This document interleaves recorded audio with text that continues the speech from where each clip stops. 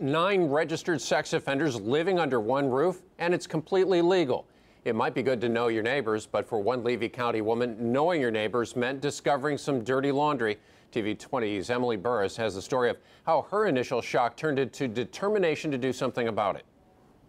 It really was disturbing to me. She asked us not to use her real name, but as a homeowner and mother of 2, Jane was shocked at what she found on the Florida Department of Law Enforcement's sex offender database. And I kept noticing that house popping up, and then there was more, and then there was more, and suddenly now there's 9. And so I thought, this is just, people need to know this. After receiving several updates showing the same Williston address, she used the FDLE neighborhood search to find 9 registered offenders living in one single-family home less than a mile from her house. We set out to investigate and confirmed 8 men currently live at the home on Northeast 35th Street in Williston. The 9th lists the home as his permanent address, but is currently behind bars. It's understandably a concern to the residents of that area. We understand that. Levy County Sheriff Bobby McCallum says deputies have known about the living arrangements for over a year and keep special watch. From a patrol and proactive standpoint, our patrol deputies and our investigators are aware of that,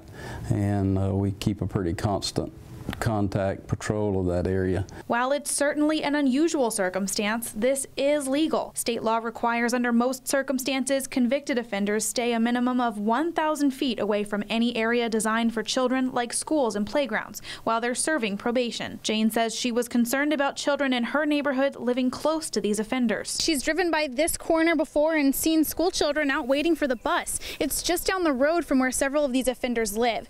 Now that might seem a little too close for comfort, but we did calculate the exact distance to be over 1,500 feet. That's more than the state required limit. It worries me for the children.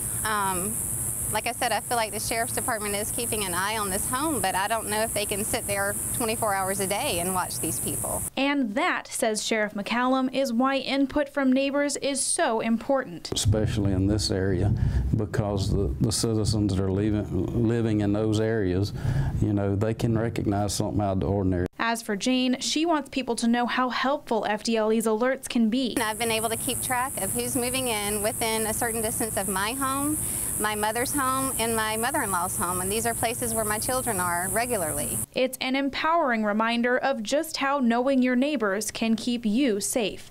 Emily Burris, TV 20 News.